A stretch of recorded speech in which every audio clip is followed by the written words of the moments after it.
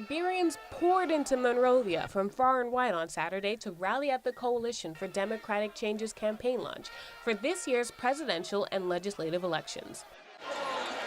Supporters landed at the CDC's Congo Town headquarters as early as 6:30 in the morning to cheer on the party's leader and presidential candidate, Senator George Weah. The crowds wrought havoc onto Tubman Boulevard, leaving massive traffic. Revelers on foot squeezed through the cars and street vendors to get inside the rally. Others danced in the street to blaring music. Once inside, supporters were entertained by hours of back-to-back performances by popular music artists, dancers, and demonstrators in costumes. Weah finally came out to address the crowd at around 11 o'clock. This is Weah's second time running for president. He lost the election to President Ellen Johnson Sirleaf back in 2005 in a runoff with only 40% of the vote compared to Sirleaf's near 60%. Now Weah is more determined than ever to get a landslide victory so he can make it to the top office without any interruption. Make no mistake, we will not sit early and allow our democratic rights to be infringed upon, which will ultimately produce a leader that wasn't elected by the people, was elected by a few.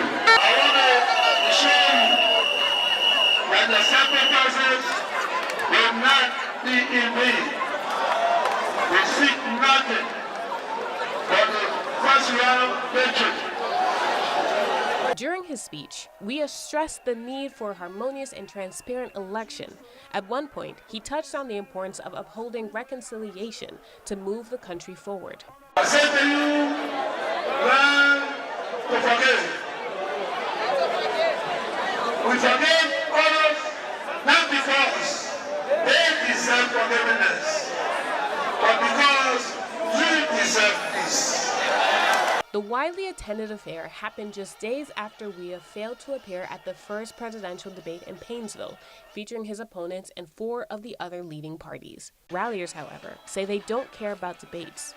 Weah's humble upbringing in the slums of Monrovia have made it easy for many Liberians to identify with him over candidates with more elite backgrounds. Plus, his immense popularity as one of the world's best soccer players continues to excite his young, loyal following.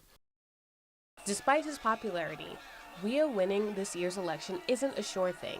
Only half of Liberians are registered to vote, and a study commissioned by Front Page Africa found that about 50% have almost evenly spread out their support among 5 of the top parties. The rest are undecided.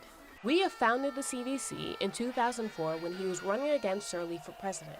In 2011, he unsuccessfully ran as a vice presidential candidate to Winston Tubman under the same party. Weah was later elected as a senator presiding over Montserrado County 3 years later in 2014. It remains to be seen if Weah's latest political experience will be enough to convince voters to put him in the presidential office this time around.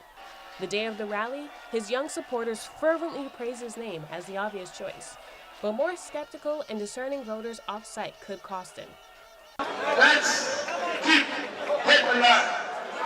Change is coming. God bless you and God bless Liberia. This is Monique John reporting from Monrovia for Front Page Africa.